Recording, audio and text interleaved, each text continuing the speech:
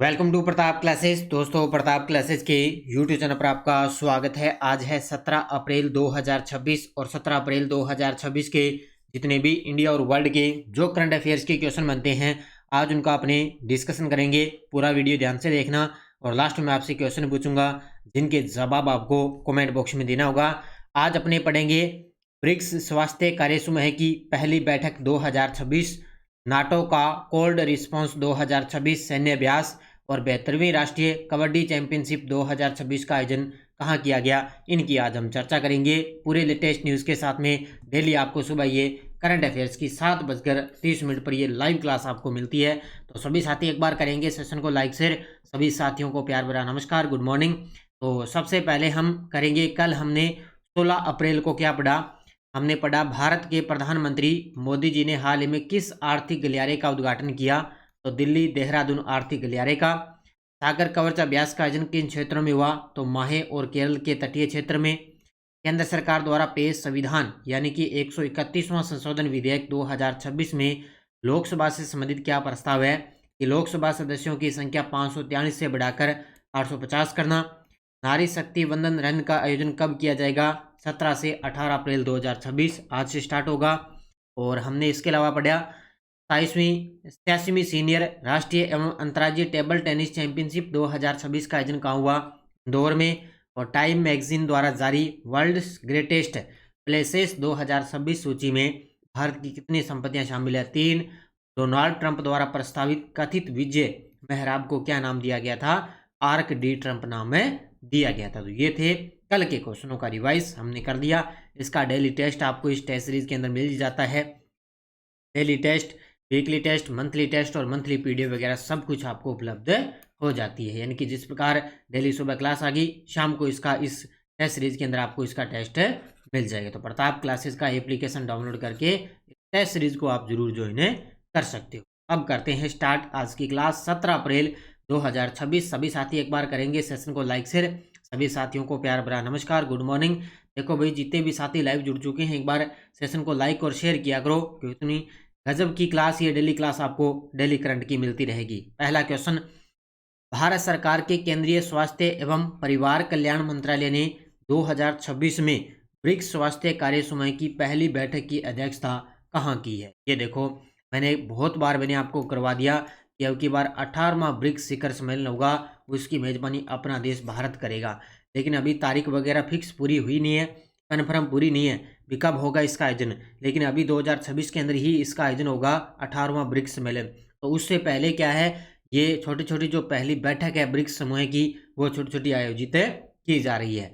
तो ये अभी ताज़ा ब्रिक्स स्वास्थ्य कार्य समूह की पहली बैठक की अध्यक्षता की थी, नई दिल्ली के अंदर इसका आयोजन किया गया था। ठीक है, अध्यक्षता कहाँ की गई? नई दिल्ली के अंदर।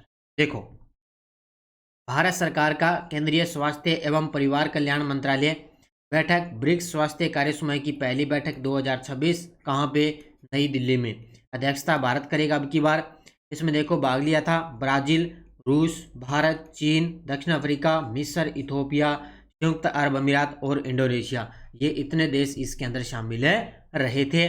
और अब की बार ब्रिक्स थीम की, जो ब्रिक्स होगा भारत के अंदर सम्मेलन होगा, उसकी थीम लचीलापन, नवाचार, सहयोग एवं स्थिरता के लिए निर्माण। ये अब की बार इसकी थीम रहेगी। तो इसको याद रखना, भारत सरकार का केंद्रीय स्वास्थ्य और परिवार कल्याण मंत्रालय द्वारा इसका आयोजन किया गया। कोल्ड रिस्पॉन्स 2026 सैन्य अभ्यास किस संगठन द्वारा आयोजित किया गया है? ये देखो आपके सामने तस्वीर में, और ये किया गया है नाटो के द्वारा। ऑप्शन नंबर बी, किसके द्वारा? नाटो के द्वारा कोल्ड रिस्पॉन्स 2026 सैन्य अभ्यास का आयोजन किया गया है। एक आधा प्रश्न फिक्स है भी सैन्य अभ्यास का, निश्चित तौर से एग्जाम में पूछा जाएगा। उत्तरी ध्रुवीय क्षेत्र आर्कटिक क्षेत्र में उभरती सुरक्षा चुनौतियों और बदलती भू राजनीतिक स्थितियों के बीच नाटो ने मार्च 2026 के अंदर प्रमुख द्विवार्षिक अभ्यास कोल्ड रिस्पॉन्स यानी कि कोल्ड रिस्पॉन्स 2026 का सफल आयोजन किया। ये 9 से लेकर 19 मार्च 2026 के बीच में हुआ। कहाँ पे? उत्तरी नॉर्वे और फिनलैंड के बीच में इसका आयोजन किया गया था। याद रखना इसको अच्छे तरीके से, उत्तरी नॉर्वे और फिनलैंड के बीच। इसमें 14 मित्र देशों के लगभग 25,000 सैनिकों ने भाग लिया और इसका नेतृत्व नॉर्वे ने किया है। इसने इस अभ्यास का नेतृत्व नॉर्वे ने किया है। तो ये कौन सा अभ्यास? कोल्ड रिस्पांस 2026 किसके द्वारा? नाटो के द्वारा ये अभ्यास किया गया। क्षेत्रीय पासपोर्ट कार्यालय आरपीओ द्वारा ब्रेल लिपि और सांकेतिक भाषा सेवाएं कहाँ शुरू की गई है? ये देखो आपके सामने तस्वीर में। अब आपको पता है जो छोटे छोटे बच्चे वगैरह होते हैं, अब उसमें क्या होगा, क्षेत्रीय पासपोर्ट कार्यालय आरपीओ द्वारा ब्रेल लिपि आपको पता है, जैसे कोई किसी बच्चे को दिखाई नहीं देता, ठीक है, तो उसमें क्या है, जैसे वो पढ़ने के लिए ब्रेल लिपि होती है ना, उसी वो सांकेतिक भाषा होती है। तो ये सेवाएं कहाँ पर शुरू की गई है? ये शुरू की गई है भोपाल के अंदर। कहाँ पे? मध्य प्रदेश के अंदर भोपाल में ये स्टार्ट किया गया है। देखो, क्षेत्रीय पासपोर्ट कार्यालय मध्य प्रदेश ने दिव्यांग आवेदकों के लिए ब्रेल लिपि और सांकेतिक भाषाएं सेवाएं शुरू कर दी है। भारत का पहला पासपोर्ट कार्यालय बन चुका है ये, जिसने ऐसी सुलभता सुविधाएं उपलब्ध करवाई, यानी कि भारत का पहला ये पासपोर्ट कार्यालय बन गया जिस प्रकार ने ये सुविधाएं उपलब्ध करवाई। इसका उद्देश्य है दिव्यांग व्यक्तियों के लिए पासपोर्ट सेवाओं को और अधिक सुगम और समावेशी बनाना। इसका उद्घाटन संयुक्त सचिव यानी कि पासपोर्ट सेवा कार्यक्रम और मुख्य पासपोर्ट अधिकारी हैं BS मुबारक ने इसका शुभारंभ किया। तो याद रखना, भारत का पहला पासपोर्ट कार्यालय कहाँ पर बना? दिव्यांग आवेदकों के लिए, तो ये भोपाल मध्य प्रदेश में। भारत सरकार ने टाटा सेमीकंडक्टर मैन्युफैक्चरिंग के लिए विशेष आर्थिक क्षेत्र सेज कहाँ को मंजूरी दी है? ये देखो आपके सामने, लगभग आपको पता है सेमीकंडक्टर क्षेत्र से निर्माण है वो लगातार इसके अंदर बढ़ोतरी हो रही है। तो अभी हाल ही में भारत सरकार ने टाटा सेमीकंडक्टर मैन्युफैक्चरिंग के लिए विशेष आर्थिक क्षेत्र की मंजूरी कहाँ दी है? तो धोलेरा गुजरात के अंदर। ऑप्शन नंबर सी कहाँ पे दी है? धोलेरा गुजरात के अंदर। आपको पता है, और वैसे भी सेमीकंडक्टर के क्षेत्र में गुजरात अब सबसे टॉप पे चल रहा है। तो भारत वैश्विक सेमीकंडक्टर हब बनाने की दिशा में आगे बढ़ रहा है। सरकार ने एक रणनीतिक कदम उठाया, गुजरात के धोलेरा में सेज यानी कि विशेष आर्थिक क्षेत्र को मंजूरी दे दी है। यह सेज टाटा सेमीकंडक्टर मैन्युफैक्चरिंग के लिए रहेगा। किसके लिए? टाटा सेमीकंडक्टर मैन्युफैक्चरिंग के लिए रहेगा। इस परियोजना में लगभग 91,000 करोड़ का निवेश किया जाएगा। ये एक एक पॉइंट नोट कर लेना। और इस पहल के तहत भारत की पहली चिप फैब्रिकेशन यूनिट भी स्थापित रहेगी। ये पॉइंट भी नोट कर लेना। इसमें क्या होगा? भारत की पहली चिप है फैब्रिकेशन यूनिट है, वो भी इसके अंदर स्थापित रहेगी। ये आपको अच्छे तरीके से याद रखना है। गुजरात की धोलेरा के अंदर ये भारत वैश्विक सेमीकंडक्टर स्थापित करने जा रहा है और इसको मंजूरी भी मिल चुकी है। 72वीं राष्ट्रीय कबड्डी चैंपियनशिप 2026 का आयोजन कहाँ हुआ है? ये इस प्रकार की क्वेश्चन है ना, निश्चित तौर से गजब के प्रश्न होते हैं और सीधे सीधे प्रश्न पूछे जाते हैं। इसका उत्तर होगा वडोदरा गुजरात में। कहाँ पे? वडोदरा गुजरात के अंदर 72वीं राष्ट्रीय कबड्डी चैंपियनशिप 2026 का आयोजन किया गया था। अब देखो इसके अंदर कौन विजेता रहा। 72वीं राष्ट्रीय कबड्डी चैंपियनशिप 2026 का आयोजन 24 से 27 फरवरी 2026 को वडोदरा गुजरात के समा इंडोर कॉम्प्लेक्स के अंदर इसका आयोजन हुआ था। थोड़ा सा ये ओल्ड क्वेश्चन है, लेकिन फिर भी आपको ये अच्छे तरीके से याद रखना है। 24 से 27 फरवरी के बीच वडोदरा गुजरात में। इस प्रतियोगिता के फाइनल में इंडियन रेलवे ने महाराष्ट्र को 49-31 से हराकर ये खिताब जीता है। तो इंडियन रेलवे ने महाराष्ट्र को हराया फाइनल में। रेलवे टीम का प्रतिनिधित्व सुनील कुमार ने किया है। तो ये याद रखना, 72वीं राष्ट्रीय कबड्डी चैंपियनशिप कहाँ पे हुई? वडोदरा गुजरात में। जियो ओडकॉन 2026 सम्मेलन किस विषय से संबंधित है? ये जितने भी इस प्रकार के सम्मेलन होते हैं लगभग तो मैंने आपको करवाए हैं और लगातार मैं आपको करवा रहा हूँ। तो जियोडकॉन 2026 सम्मेलन किस विषय से संबंधित है? तो यह है भूगणित से संबंधित।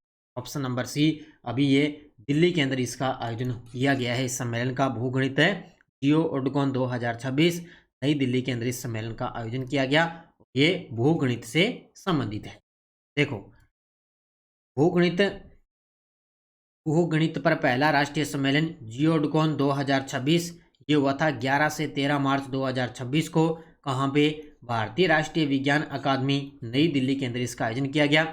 मुख्य प्रतिभागी इसमें देश भर के वैज्ञानिक और नीति निर्माता, उद्योग विशेषज्ञ और शोधकर्ता इसके अंदर शामिल हुए थे। जितने भी वैज्ञानिक है, नीति निर्माता है, उद्योग विशेषज्ञ वो शामिल। और केंद्रीय विज्ञान और प्रौद्योगिकी पृथ्वी विज्ञान राज्य मंत्री डॉक्टर जितेंद्र सिंह ने इसके अंदर भाग लिया था। स्वतंत्र प्रभार के अपने राज्य मंत्री हैं डॉक्टर जितेंद्र सिंह, इन्होंने इस सम्मेलन के अंदर भाग लिया। तो भूगणित पर पहला राष्ट्रीय सम्मेलन हुआ है ये जियोडकॉन 2026 नई दिल्ली के अंदर। 2026 की टाइम शो सूची में किन भारतीय मूल के नेताओं को शामिल किया गया है? ये लीजिए भी हालांकि करंट में इस प्रकार का प्रश्न बहुत ही कम चांस है पूछा जाएगा, लेकिन फिर भी आपको मैं करवाऊंगा क्योंकि हो सकता है एग्जामिनर इसको पूछ सकता है। तो टाइम शो सूची में 2 भारतीय मूल व्यक्तियों को शामिल किया गया, एक सुंदर पिचई और नील मोहन। तो आपको पता है यूट्यूब के जो सीईओ है वो है नील मोहन और गूगल के जो सीईओ है वो है सुंदर पिचई। तो इन दोनों को क्या है टाइम शो सूची के अंदर दोनों को शामिल किया गया। तो Times of the world's most influential people of 2026 यह पत्रिका टाइम द्वारा जारी की जाती है। इसमें दुनिया के सबसे प्रभावशाली व्यक्तियों को शामिल किया जाता है। तो टाइम पत्रिका इसको जारी करता है और जिसमें भी सबसे प्रभावशाली जो व्यक्ति हैं उनको शामिल किया जाता है, जैसे सुंदर पिचई गूगल के सीईओ और नील मोहन यूट्यूब के प्रमुख हैं। इनके अलावा जोहराम ममदानी न्यूयॉर्क शहर के मेयर, विकास खन्ना प्रसिद्ध भारतीय शेफ और रणबीर कपूर बॉलीवुड अभिनेता, इनको लगभग इसके अंदर शामिल किया गया। 2026 का ये टॉप 100 लिस्ट का ये 23 जारी हुआ है। तो 23वां संस्करण जारी हुआ है जिसके अंदर ये टॉप 100 के अंदर ये शामिल हुए हैं। तो याद रखना अच्छे तरीके से। LIC के नए ग्राहक ऐप माई LLIC और बिक्री मध्यस्थों के लिए सुपर सेल साथी ऐप का शुभारंभ किसने किया है? ये गजब का प्रश्न है भी। LIC के नए ग्राहक जो ऐप है उसके लिए माई LIC, ठीक है, माई LIC और बिक्री मध्यस्थों के लिए सुपर सेल साथी ऐप का शुभारंभ किसने किया? तो ये किया है, ध्यान रखना, option number B, option number B M Nagaraju ने इसका शुभारंभ किया है। तो इसका उत्तर होगा ऑप्शन नंबर बी। अब देखो ये ऐप क्या काम आएंगे। शुभारंभ करता M नागराजू जो सचिव हैं वित्तीय सेवा विभाग और वित्त मंत्रालय के, स्थान है मुंबई के अंदर ये ऐप लॉन्च किए। संस्था भारतीय जीवन बीमा निगम LIC के द्वारा। कौन सा ऐप लॉन्च किया गया? माई LIC ग्राहकों के लिए नया ऐप है और एक सुपर सेल्स साथी ये है बिक्री मध्यस्थों और एजेंट्स के लिए मोबाइल ऐप लॉन्च किया। तो दोनों को अच्छे तरीके से याद रखना, ये 2 मोबाइल ऐप लॉन्च हुए हैं। अब ये क्या करेंगे, देखो इनकी क्षमता रहेगी एक ही जगह पर बीमा पोर्टफोलियो देखें और प्रबंधित करें, प्रीमियम का तुरंत भुगतान करें और पॉलिसी के लाभों की जानकारी वास्तविक समय पर प्राप्त करें। ये इसका मुख्य टारगेट रहेगा। और जो सुपर सेल्स साथी है वो है विपणन केंद्रित प्रमुख क्षमताएं। ये डिजिटल बिक्री उपकरण का काम करेगा, वास्तविक समय में पॉलिसी स्थिति की जानकारी देगा और बाद के कार्यों के लिए स्वचालित संदेश और ग्राहकों के लिए एकीकृत संचार रहेगा। हालांकि इस प्रकार का तो इतना तो डिटेल में नहीं आएगा, लेकिन इनका उद्देश्य आपको याद रखना भी माई LIC है वो ग्राहकों के लिए और सुपर सेल साथी है वो बिक्री मध्यस्थों और एजेंट्स के लिए मोबाइल ऐप लॉन्च किया गया। बस ये आपको याद रखना है अच्छे तरीके से, ठीक है। अब देखो वन लाइनर करंट। पहला है इन्फोसिस ने कार्लोस अल्काराज के साथ कई सालों की पार्टनरशिप की है और उन्हें अपना ग्लोबल ब्रांड एम्बेसडर नियुक्त किया। गजब का प्रश्न है अभी। अब याद रखना सीधा सा कि इन्फोसिस है उसने कार्लोस अल्काराज को अपना ग्लोबल ब्रांड एम्बेसडर नियुक्त किया। कर्नाटक हाई कोर्ट ने राज्य सरकार को सभी क्षेत्रों में मासिक धर्म अवकाश नीति लागू करने का निर्देश दे दिया। R वैशाली ने महिला कैंडिडेट्स टूर्नामेंट 2026 जीता और विश्व चैंपियनशिप के लिए क्वालिफाई किया। ये सीधे सीधे प्रश्न छपेंगे वन लाइनर। इसके अलावा पीटर मेग्यार को हंगरी का नया प्रधानमंत्री चुना गया। याद रखना है पीटर मेग्यार। और भारत का पहला global wild life institution Vantara university की गुजरात के जामनगर में इसकी आधारशिला रखी गई। तो भारत का पहला ग्लोबल वाइल्ड लाइफ इंस्टीट्यूशन है वो वंतारा यूनिवर्सिटी के अंदर इसकी आधारशिला रखी गई। और ऑस्ट्रिया के फेडरल चांसलर हैं महामहिम डॉक्टर क्रिश्चियन स्टोकर ने 16 अप्रैल 2026 को राष्ट्रपति भवन में राष्ट्रपति श्रीमती द्रौपदी है यह। तो याद रखना अभी वर्तमान में अभी कल जो ऑस्ट्रिया के फेडरल जो चांसलर हैं डॉक्टर क्रिश्चियन स्टोकर ये अभी भारत की यात्रा पे रहे हैं। तो ये भी आपको याद रखना है अच्छे तरीके से, ठीक है। ये वन लाइनर जो अपनी 2.0 आएगी ना फर्स्ट ग्रेड की उसके अंदर आपको अलग से अब की बार मिल जाएंगी। ये टेलीग्राम ग्रुप है, कोई सूचना कोई लिंक कोई नोटिफिकेशन सब आपको टेलीग्राम पे सूचना मिल जाती है। ये देखो डेली मैं आपको सुबह की क्लास में वन लाइनर करवाता हूँ, ये देखो आपको टेलीग्राम पे भी मिल जाती है और सूचना भी आपको मिल जाती है। और भी देखो फर्स्ट ग्रेड सेकंड ग्रेड फिर आपको लिए वैकेंसी आ रही है, तो कल रात ने को मंजूरी मिल चुकी है। पिछले वीडियो का क्वेश्चन क्या था, भारतीय नौसेना के 6 माई कमांडर्स सम्मेलन 2026 का पहला संस्करण कहाँ हुआ? तो ये हुआ था नई दिल्ली के अंदर। बहुत सारे विद्यार्थियों ने बड़े गजब के जवाब दिए, सभी को बहुत बहुत शुभकामनाएं। और अब देखो question for you, Asian wrestling championship 2026 में फ्री स्टाइल कैटेगरी में गोल्ड मेडल किसने जीता? सुजीत कलकल और अभिनव मांडवल। बजरंग पूनिया, रवि दहिया, दीपक पूनिया, सुमित मलिक, योगेश्वर दत्त और सुशील कुमार। और ज़्यादा से ज़्यादा ये भी बताना कि इसके अंदर भारत ने टोटल कितने पदक जीते हैं। ठीक है। और यश डोज अपनी क्या थी? राजस्थान के ऐसे राज्यपाल जो बिहार विधानसभा के अध्यक्ष रहे तो वो है धनिक लाल मंडल। राजस्थान के ऐसे मुख्यमंत्री जिन्हें मुख्यमंत्री नियुक्त किया गया था तब राजस्थान विधानसभा के सदस्य नहीं थे, जगन्नाथ पहाड़िया। याद रखना वही है जिन्होंने एक कवित्री पर टिप्पणी करते समय इस्तीफा दिया था। किस अनुच्छेद के तहत मुख्यमंत्री का कर्तव्य बनता है कि राज्यपाल को सूचना दे? अनुच्छेद 168 के तहत। राजस्थान की कुल लोकसभा 25 सीटें हैं, 25, जिसमें से अनुसूचित जाति की है 4 और अनुसूचित जनजाति की है 3 सीटें आरक्षित। ये अच्छे तरीके से पढ़ लेना, बढ़िया तरीके से। और अब फिर आपके लिए नेक्स्ट डोज। दूसरी महिला लोकसभा अध्यक्ष कौन बनी थी? यानी कि पहली तो आपको पता है मीरा कुमार थी, दूसरी महिला लोकसभा अध्यक्ष कौन थी? किस अनुच्छेद के तहत उच्चतम न्यायालय द्वारा दिया गया निर्णय भारत के सभी न्यायालयों पर बाध्यकारी होगा? किस अनुच्छेद के तहत? मुख्य निर्वाचन आयुक्त और अन्य चुनाव आयुक्त का कार्यकाल कितना होता है? और एकमात्र ऐसे व्यक्ति जो 2 बार उप प्रधानमंत्री बने थे। यदि राष्ट्रीय आपातकाल सशस्त्र विद्रोह के आधार पर लगता है तो कौन सा अनुच्छेद निलंबित नहीं होता? ये गजब का प्रश्न है, 500 के तो बढ़िया तरीके से इनके जवाब देने हैं। लगातार मैं आपको ये मुहिम दे रहा हूँ तो जवाब आप दिया करो। और ये नानक क्लासेस की 1.0 फर्स्ट ग्रेड की उपलब्ध है। यह टेस्ट सीरीज चल रही है फर्स्ट ग्रेड की, सेकंड ग्रेड शिक्षक पीटीए थर्ड ग्रेड की है, LDCA CATA इन सब की टेस्ट सीरीज चल रही है। इन तीनों चारों के अंदर आपको राजस्थान, इंडिया, वर्ल्ड तीनों का करंट आपको डेली, वीकली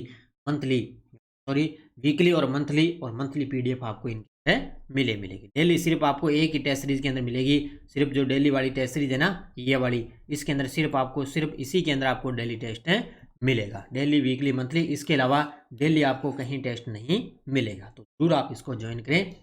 जैसे तो सभी साथी करेंगे वीडियो को जाते जाते लाइक शेयर। धन्यवाद। जय हिंद, जय भारत, जय राजस्थान।